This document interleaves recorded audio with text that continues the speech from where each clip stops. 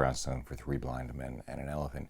Today, I want to talk to you about Leica's interchangeable lens APS-C cameras, the CL, and its older, more radical brother, the TL2. Now, my first challenge is that I simply don't approach Leicas the way I do other cameras. Real Leicas aren't like other cameras, though at some level, yeah, sure, of course they are. Leica isn't like most other camera companies. Now, that is unequivocal, and yet at another level, right, they aren't either. There are multiple reasons for why I think and feel this way, but one of them begins with my own origin story as an image maker. And I'm reviewing many, many months after they were launched. So my second challenge is to figure out how to add value to what has already been done. How can I offer you a unique and worthwhile perspective? So settle in. This review is going to be a long one, because that's what these cameras and their story deserve. Now, last month, I took you on a very personal journey, 3 years later than just about everybody else, because it was 3 years after launch, to discover the $6,000 full-frame mirrorless Leica SL. To cut to the end of that journey, I loved it. I wanted it. I wanted to change it. I couldn't have it. Couldn't afford it. Which is fine. Life goes on. For most of us, the SL is an expensive entry point into what quickly becomes an even more expensive photographic ecosystem, the world of Leica glass. At a moment in time when some will argue that there are more technically capable cameras like Sony's A7 III and A7R III available for half or even a third of the price, as are arguably equivalent, possibly superior lens lines, including the brilliant Sony G-Master, Zeiss Batis, and Zeiss Luxia. But hold that thought, at least for now, as we turn to the CL and TL2, along with Leica's growing APS-C coverage TL lens line. Though, if you haven't seen it, I encourage you to check out that 4-part series on the SL, because it takes you through the history of Leica. It shares with you in some detail my personal history with the brand and how that personal history affected my reaction to it. Again, my personal history is important only insofar as I want to be clear about my own biases to you and to myself. The history of the company. Now that's just fascinating. But what's much more interesting to me in this story is just how extraordinary, daring, risky, and necessary it was for Leica to launch the T-Series at all. In other words, how very typically Leica this process was, going all the way back to the original Leica 1 of 1925. Because the T-Series is what the CL and TL2 became when the TL launched in 2014.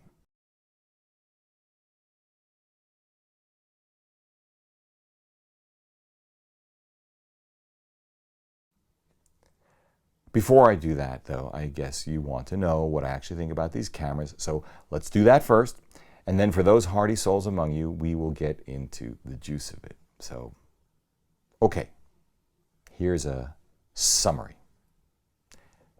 1. The laws of math, physics, commerce, most especially the law of diminishing returns, remain intact. If the $2,800 CL or $2,200 TL2 plus lenses come in at pick it 2, 5, 10 times the price of the gear you have, you will not see a commensurate increase in image quality nor the number of good images you capture. You won't see some functions that lower price cameras have, like in-body image stabilization.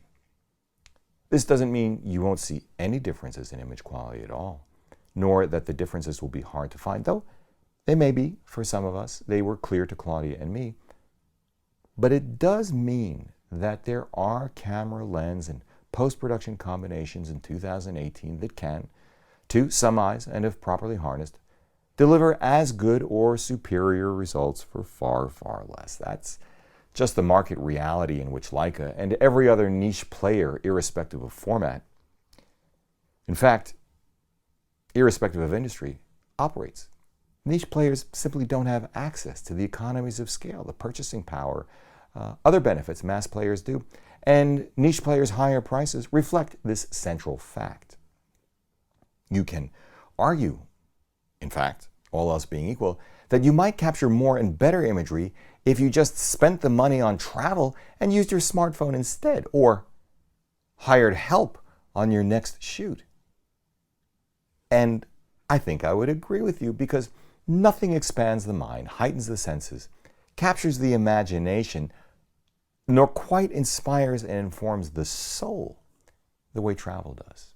And there's nothing like working with a great team. 2.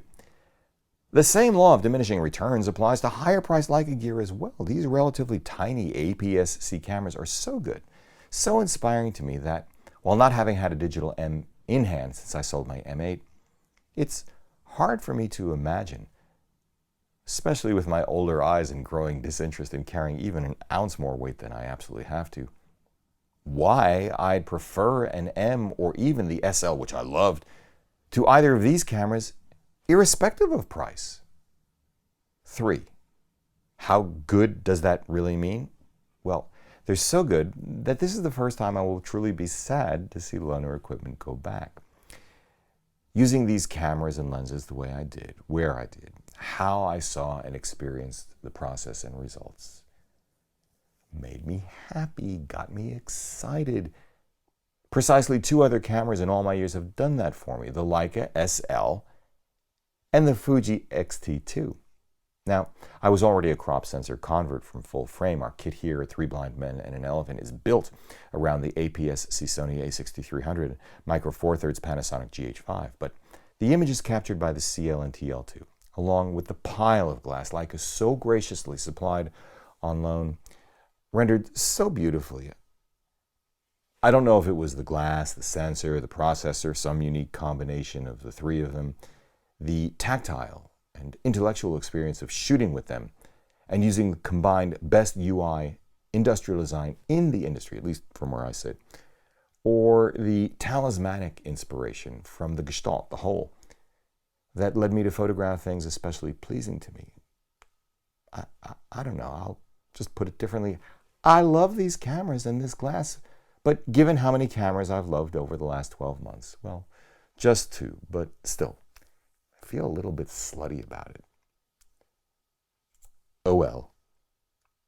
I guess a less self-judgmental assessment would be, in this regard, camera gear, we suffer from an embarrassment of riches.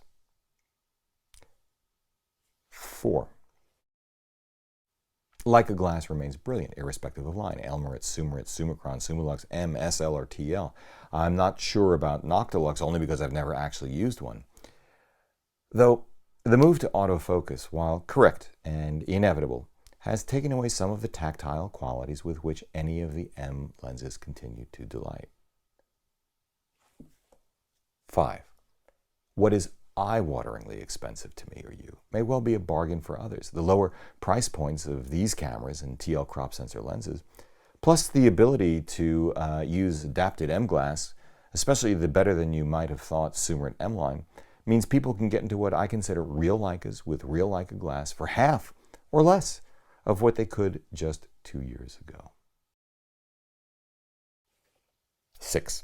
We've chosen very carefully how we've spent our money on production gear, and wouldn't change a thing. The Sony a6300 and GH5 are incredible and best suited to what we do. We've tested enough gear to know that, yeah, Sony's full-frame a7 III and a7R III basically blow everything out of the water in terms of technical excellence 95% of the time at anywhere near the price. I know, value, and love Fuji's X-T2 because it offers me the shortest distance between intent and execution. But with all of this said, I'd rather have a CL or TL2 with Visoflex and a single Summilux TL 35mm 1.4 on personal holiday with my iPhone 10 than these or any other cameras. The technical and ergonomic advantages of the very best cameras in the business are not, for me, nearly as important in 2018 as the personality, character, story, and delight.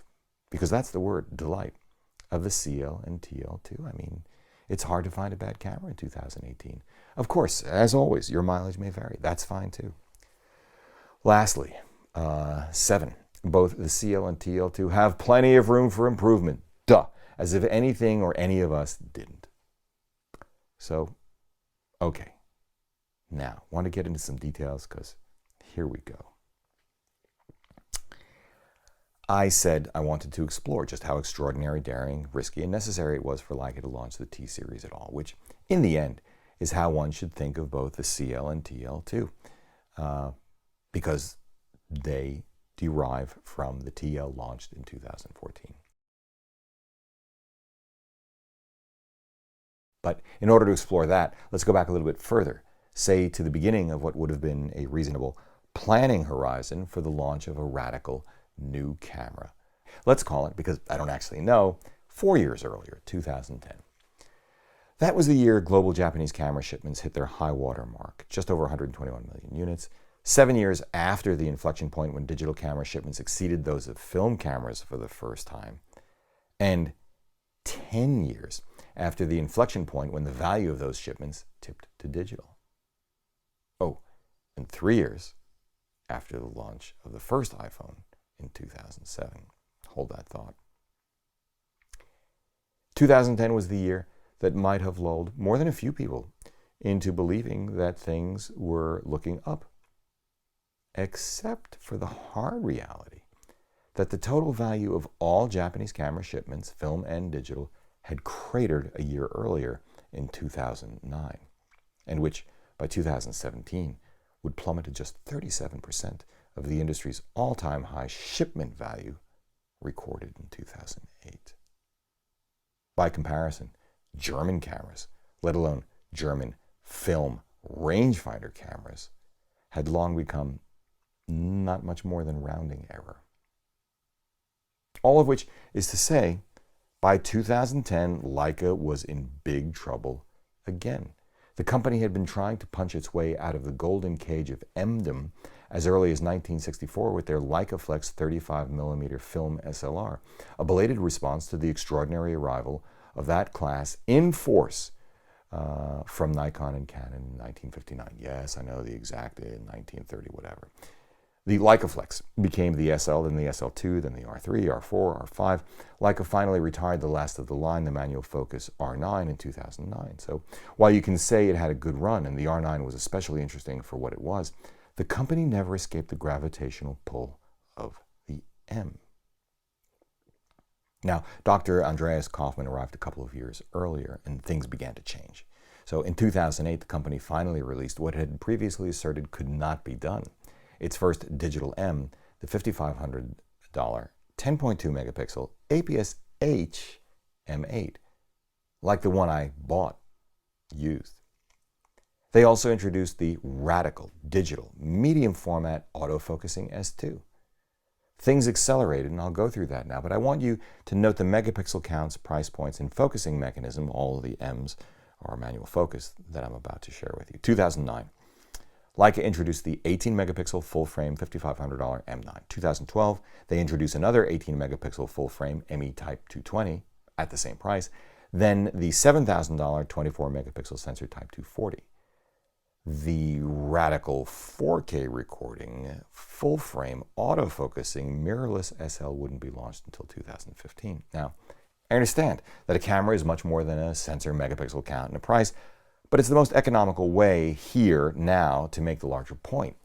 Even as Leica was finding its footing, finally, in the digital era by embracing its iconic design past, it was in the planning and development stages of new models, in particular the T, that could, if viewed from the appropriate angle and distance, be predicted to cannibalize, maybe even destroy, the camera more than any other, the M, that cemented Leica's place in photographic history. As, it should be noted, the M had done to the 1, 2, and 3. Daring, bold, risky, necessary. When the 16 megapixel T arrived in 2014, it was an utterly modern camera design, looking pretty much like this guy. Unlike anything Leica or anyone else had ever done before, yet in size, build quality, feel, and appearance, right down to the leitmotif of those rounded 35mm film spool radius sides, it paid homage to the original Leica 1. Even down to the absence of a built-in focusing finder. The one came with a viewfinder, and a rangefinder was an optional add-on, not unlike the Visoflex Type 20.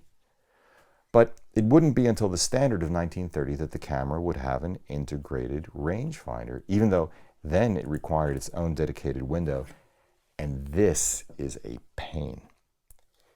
In its use of a smartphone-style interface, the T was just as much an homage, a 21st century redefinition of what the Leica One was: small, simple, easy to use, and most fascinating homage to the One from where I sit. Perhaps not articulated, maybe or maybe not consciously considered, but nonetheless obvious conclusion in hindsight, that an ostensibly technically inferior format could actually take on the bigger, more established formats. APS-C versus full frame today is not unlike 35mm versus 4x5 was then. Other than that, the differences in image quality are now much smaller. At 16 megapixels and a price of $1,850, the original T simply blew away my M8 in a package dramatically smaller and less expensive, 2/3 less expensive, because it was a Leica 2. It could, at least as far as the sensor was concerned, give the M9 and ME a run for the money. Take on with a game face even the M240. With an adapter, the T could use the very same jewel-like M glass. Plus, give one access to new autofocus glass, much less expensive, but by any meaningful real-world measure, no less capable. If you were into that kind of modern thing, and if it had worked well, which apparently the original T did not, nor apparently did its successor, the TL. Which brings us to these two cameras, our cameras today. Interesting, you can argue that it has taken a number of iterations to get the original T right, like just about every other camera I can think of that eventually became an icon. 2 iterations, to be precise, if you think the TL2 does it. 3 if you think the CL does it. 4, maybe more, if you're not happy with either one. But man, if the TL2 was a brilliant homage, is a brilliant homage to the Leica One without being constrained by it, the CL just knocks my socks off as an ode to the One even more clearly. Yes, more retro, but still not slavishly so. It is one of the best, most thoughtfully executed retro modern industrial designs I know. Like the TL2 from the identically radiused sides of the original Leica One, taken from a 35mm spool. The minimalist nod by the CL's design team, specifically to the Leica One standard's rangefinder housing. The way they were able to relocate the TL2's 2 control dials on the CL, and by doing so, more clearly recall what back in the day were a film transfer knob before there were ratcheting wind levers and shutter speed dial. And finally, body dimensions and shape almost identical to the One standard of 1930, actually much closer than the TL2. Not much is missing, other than the beautiful engraved Leica wordmark on the viewfinder, which, were it to go on this time, would joyously be without the R of my 1938 3A. That Leica has been able to craft 2 such different expressions of what is basically one camera for 2 audiences is, to me, you know your mileage may vary, and that's fine, exquisite. As far as I know, they both use the same 24 megapixel sensor, Maestro 2 processor, and L lens mount. The same as the SLs, by the way, though crop sensor lenses are now designated with the TL suffix, while the full-frame lenses are given an SL suffix, wrapped inside 2 very similar, yet cleverly different bodies. You could, if you wanted to, reduce the primary differences between the 2 cameras this way. One has a built-in EVF with traditional menu system. The other has a smartphone-style interface with an optional EVF. And you'd be just about right, but I'm fascinated by what's, whys, and hows of the details because they speak volumes about how Leica sees their respective target audiences and the market more broadly. If the ultra-modern TL2 is the latest refinement of a more daring design, the CL splits the difference between it and the stonkin full-frame SL by virtue of its SL-esque menu system. the more modest, smaller, somewhat lower resolution rear panel, flanked by three, now that I've used the Leica CL, I'll call traditional, beautifully weighted and finished buttons on the left side versus the SL's two on each side, the Darth Vader black body, and slightly brutish top plate on the one hand, and on the other, the small, same beautifully radiused sides, petite dimensions, control dials, and more blatant homage to the original Leica 1 standard of the TL2. The TL2's touch interface, it handles everything the two control wheel and one custom button don't, is by far the best UI I've seen, say, for Hasselblads. Certainly better by a long shot than anything else out there. The CL's rear buttons are a beautifully simple alternative formula, though it relies on the same touch gestures as the TL2 for playback. A brilliant little fillip. TL2 or CL. As soon as you move either of the two main unlabeled control dials, the upper right portion of the screen displays two small icons which, with the letters, tell you what they do. Much simpler than trying to implement something real estate and power sapping like a separate touch bar of the type popularized by Apple, and which at one point I thought might be a good idea, but I don't think so now. Yes, one of the CL's rear buttons is actually labeled FN, but at least it doesn't have a number 2. It is mappable to pretty much any single function on the CL, just like any number of other customizable cameras, or with a long press, brings up a customizable favorites menu of up to 8 items. Very much like an A6300 or A6500, in fact, with its factory default setting for the function button on the back, only faster and less cluttered. Where the TL2 has beautifully executed custom strap pins, the CL has traditional lugs, which are just a bit too small to work with peak design anchors. I don't really care that much, though if you pressed me, I'd rather have the right-sized lugs in either case and call it a day. The TL2 is much thinner front to back, except for the grip. In fact, that grip carved from the single block of aluminum from which the rest of the TL is machined is lovely and absent with no substitute on the CL.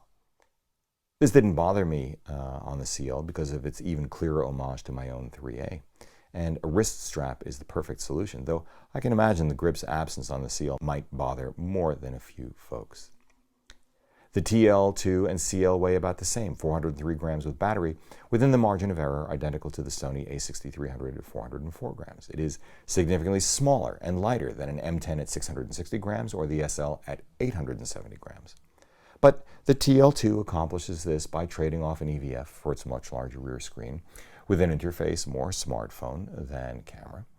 It has the trick battery style of the SL, while the SD card is on the side, right next to the 2 ports. The CL has no ports at all. The port situation might help you decide how to choose between the 2 cameras, but they don't for me. Neither one has a headphone jack or an external mic jack, and a circa, 2013 iPhone 5S like 120 frames per second at 1280 by 720 on the TL2, absent on the newer CL altogether. Though either one will shoot 4K at 30 frames per second and 1080 at 30 or 60 frames per second. I mean, none of these ring my video bell in any case. I don't anticipate that mattering very much, though, especially when I have a 24 frames per second UHD 4K up to 240 frames per second at full 1080 recording 2018 iPhone X in my pocket. Micro USB port, I hate them and avoid them whenever possible. I think it's best to think of both of these cameras as a photographer's tool, full stop. And that's all, she wrote. Forget about anything more. With a new higher resolution sensor, generally more responsive behavior from a faster processor, you can argue too that the TL2's glory is that it addresses the shortcomings of the earlier T and TL, is more daring than the CL, and costs just about $600 less.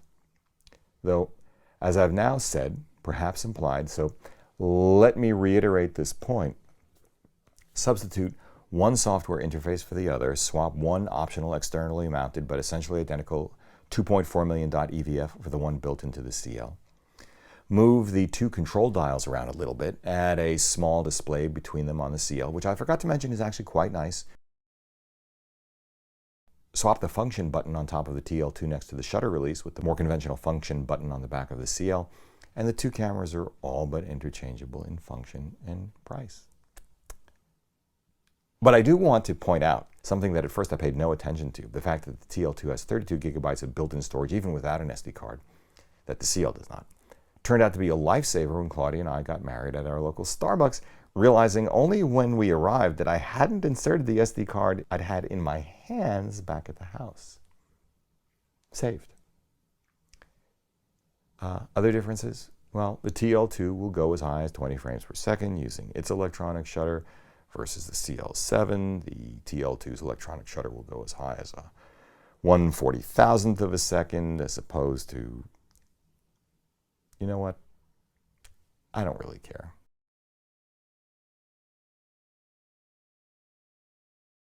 That's not what these cameras are about. And to spend time on details like these misses the point altogether and suggests that you should be looking elsewhere, because these cameras are about recognizing how different people have different styles of engaging with cameras, different notions of expensive, and delighting them.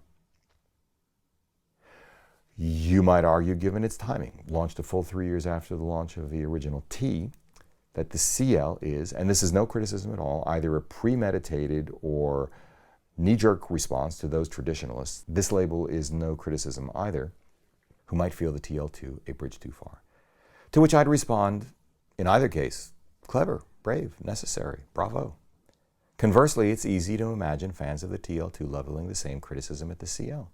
To someone comfortable with smartphones, the more traditional software interface of the CL, even if it has some touch functionality during playback, might seem well past its sell-by date, as might the smaller, again, lower resolution, but not by much, rear panel.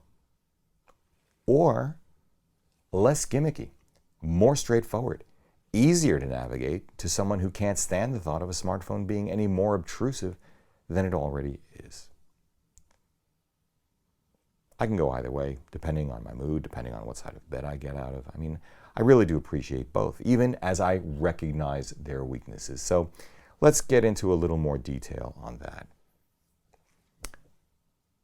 Yeah, whether it's the absence of an articulating rear LCD, absence of 24 frames per second, absence of IBIS, absence of most ports, non-standard strap lugs, unmarked dials which change function automatically as you change mode, which I'll cover in a bit, it's not unfair to say that these cameras are neither state-of-the-art nor as intuitive as they could be. And both are not just expensive, they're very expensive. At least compared to other small rangefinder-style digital cameras, a style I personally prefer, like the Sony a6300, a6500, Panasonic GX9, Fuji Xe3, Olympus Pen. All of which are fairly incredible cost, dramatically less, have access to excellent glass, and in some ways offer more, from phase detect hybrid autofocus to IBIS to a built-in tiltable EVF, more analog top plate shutter speed and exposure compensation dials, even an aperture ring.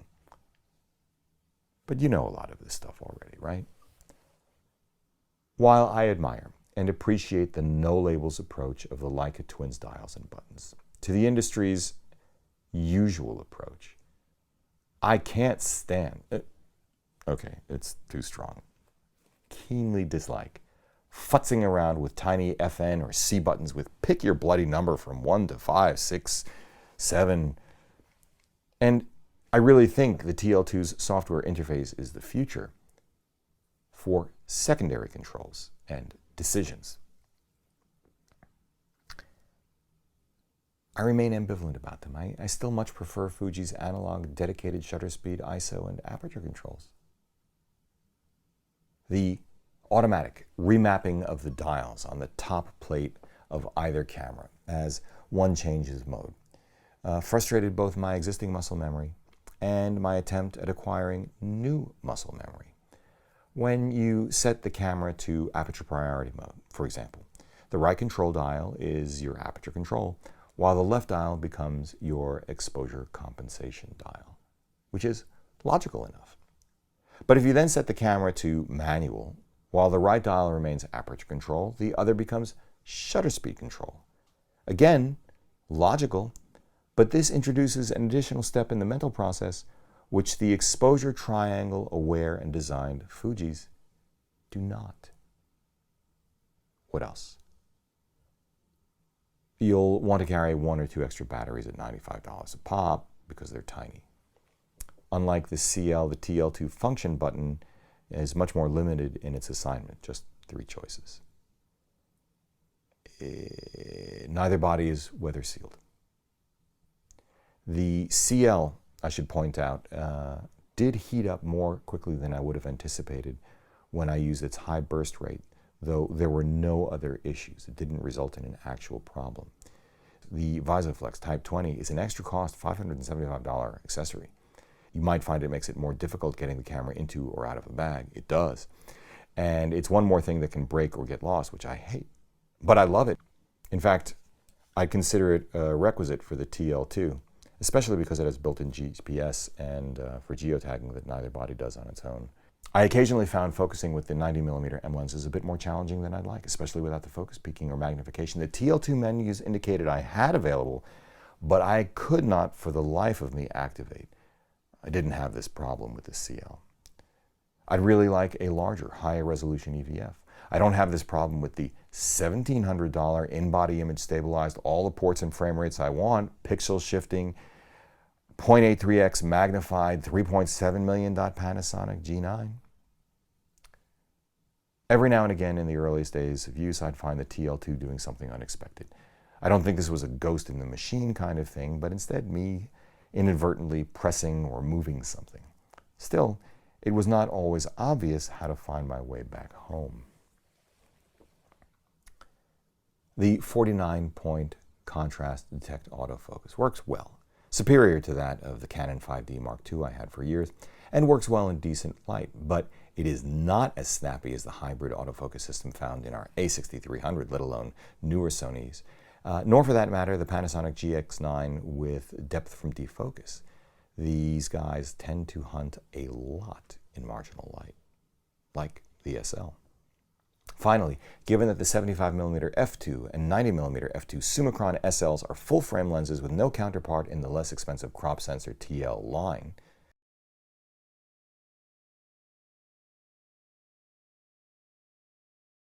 even though like the Sonys they share the same mount, I'd want an upgrade path to something full-frame which is smaller than the SL. Same rangefinder-style body with an even larger, higher resolution EVS, or else crop sensor lenses which have 1.4 maximum apertures. Let's get into the glass a little bit more. Which full-frame manual focus M, full-frame autofocus SL, or crop sensor autofocus TL is just, yeah. The images I captured with them on the streets of New York and on the steps of a courthouse in Pennsylvania also make me happy, which is a fundamentally different feeling than I experience with most other great glass from the likes of Zeiss, Sony, or even Panasonic Leica glass, which is more wow. True with Olympus also, wow. More clinical, more detached, less emotionally involved, which in the end is what does or does not make an image great, although to be fair, it's about the composition first, second, and third.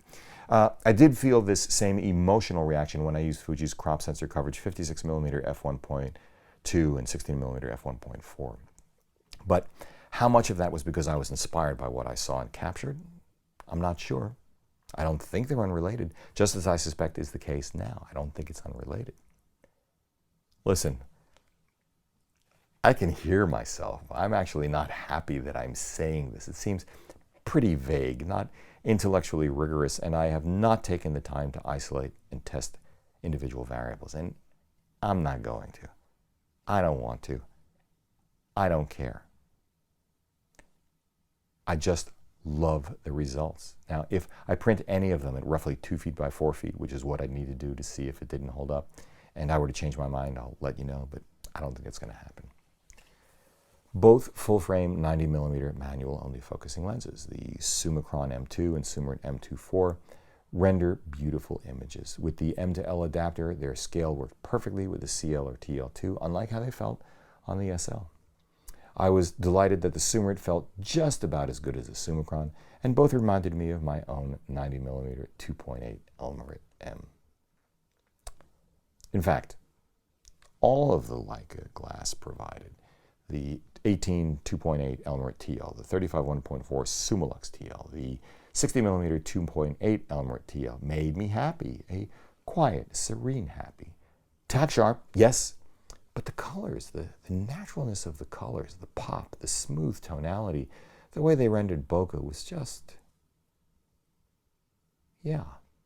I use the 35 1.4 as my walk-around lens, the 18 for more dramatic angles when shooting people in urban settings, and the 60 not as a macro, but instead as a portrait lens, when I realized that I was too close with the 35 1.4 and needed more distance while maintaining the object size relative to the frame in a space was at a premium Brooklyn apartment. True enough, distance, too close, distorts perspective. I checked in with Claudia on what I was seeing a number of times, as I did with the SL, because I didn't want to see something or tell you guys I saw something that wasn't there. This image quality, these nuances, they are there.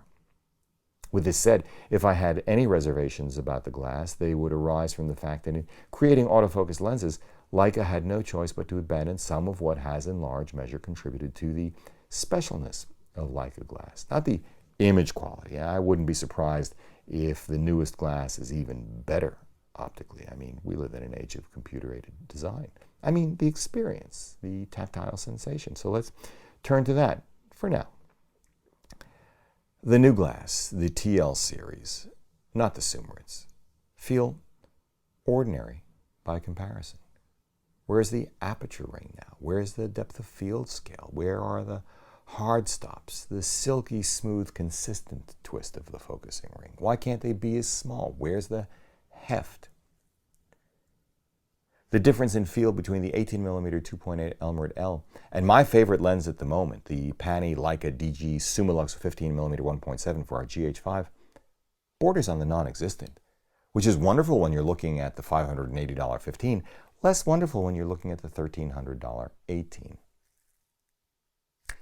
On the other hand, while you could say that the Summarit line was the segue to the inevitable, I think it gives up much less. In order to make Leica glass more affordable, more attractive to more people, the Summarits do give up half a stop relative to the Summicrons, which is no big deal in my book, and shift from brass to aluminum, another so what to me personally. In my short time with it, the Summarit gave up nothing else. Stellar image quality, super compact, real manual focusing and aperture rings, great field, great heft. I mean, yeah. But this, in the end, is somewhere between a minor and moot point, the real point, the thing that turns the whole conversation about expense and experience on its head. The thing I alluded to, I mentioned earlier, is this. If you're a Leica-phile, you're looking at new math. While a brand new, say, autofocusing 75mm f2 Summicron-L for your SL, TL2, or CL will set you back $4,800, a brand new manual focusing garden variety 50mm f2 Summicron-M will set you back $2,400, and or a brand new Summilux M 35mm 1.4 aspheric will set you back $5,300, plus an adapter, call it $400 if you get one from Leica. A brand new manual focusing 75 2.4 Summarit-M would cost $2,000. A brand new autofocusing 35mm 1.4 Summilux TL would cost $2,500. A brand new autofocusing 60mm f2.8 Elmarit would cost $3,000. A brand new manual focusing 35mm f2.4 Summarit-M would cost $2,000. And an autofocusing 23mm f2 aspheric Summicron-T would cost you $1,900. Now, the cheapest new M costs $4,700. The SL costs what it costs. It's $6,000, $2,200 for the TL2 or $2,800 for the CL. And as I've been telling you since however many minutes ago I started this video, these two little guys in my book, Panasonic looking battery or not, are in every way that matters to someone like me, absolutely real Leicas.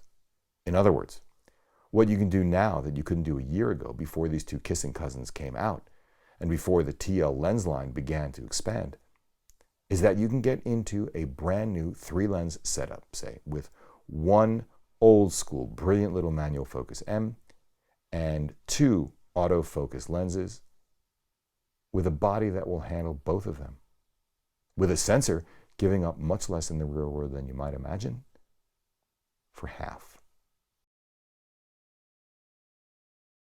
Which is still, for most of us, an eye-watering amount that doesn't make any sense, but hey, we're not all the same, and that's part of what makes people so interesting.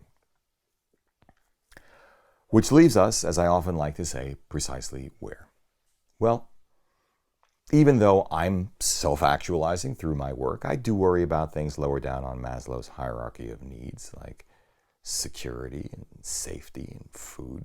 Call it economics. There are other things for which I need to set aside earnings, from healthcare insurance to rainy day funds for the house, travel, paying off debts, making provisions for our children, eating organic, like a whole bunch of other people. And given the equipment that we already have, how busy we are, our priorities, I am simply not the primary target market for this kind of gear. We've got what we need, and the equipment we have is already extraordinary. Though, if I just stayed put in my prior career, I suppose I'd be the perfect target for this kind of gear. I can practically feel the bullseye on my back. Shake it off, man. Just shake it off. I don't need this, and neither do you. But need isn't the operative word here, is it? By the way, really, you should watch carefully our interviews with legendary Magnum photographer Elliot Erwitt and the rector of the Fondation Cartier-Bresson, Agnès Cyr. But go ahead, press me. What if someone were to give you a check, Hugh, for $20,000 made out to Leica? What would you do then? You know what? I'd buy both of these guys over the SL or an M. I would. The CL and the TL2 with Visoflex, and a pile of autofocus Leica primes. The 18 2.8, 23 f2, 35 1.4, 75mm f2 SL, and okay, maybe an M to L adapter to go with the Summarit-M 52.4. And 2 bags, one for Claudia, one for me, maybe Billingham's if they sell them in the Leica store. And then we would take as many members of the Leica team to lunch in the company cafeteria as we could. Heck, I'd drop a lens or two and take them all to lunch. After which, I'd make specific provision in my will to leave it all to my 2 girls many, many, many years from now. But I wouldn't give up the gear we have now. As for you, well, if you don't love using a rangefinder, don't care about video, aren't wedded to the M manual of arms, but want Leica access to Leica autofocus or old school manual focus glass, either of these cameras is a fantastic starting point and a relative bargain. If you love a rangefinder, or not, but do care about video and want Leica access to Leica glass, autofocus, or manual focus, you want to pony up for the SL. If you love rangefinders, or love the M manual focus of arms, and don't care about video or autofocus, well, the M clearly is for you, though I'd probably start by exploring a used 9, Leica's first full-frame M, rather than the earlier APS-H 1.3x, IR problematic 8. If you want access to Leica manual focus glass, but care about video, want the option of using native mount lenses for the best AF in the business, the most current sensors in the business, full frame, and are budget conscious, you want a Sony A7 III or A7 R3, or crop sensor 63 or 6500. Unless, of course, before that check arrived in my case, or in your case, you plunked down your own hard-earned cash, Leica were to announce a full-frame version of these guys or something else. In which case, all of these recommendations just might have to go out the window. Because you know it's only a matter of time, right? Big shout out to Leica, once again, for being so generous in giving me, without complaint, all of the time I needed to think this through. Just in case you're wondering, no, I don't get to keep any of it. I don't get paid for any of this. And even I am annoyed with myself for how long it takes me to do these things. But hey, what are you going to do? If you like what you've seen here today, please give a thumbs up, subscribe, join the conversation in the comments section below. You guys are just so sharp and so generous. Just wow. Share, create a playlist, consider supporting our work by using our no-cost-to-you affiliate links down below, or making a contribution directly via the PayPal link down below. As always, we thank you for it. For 3 Blind Men and an Elephant, I'm Hugh Brownstone. See you next time.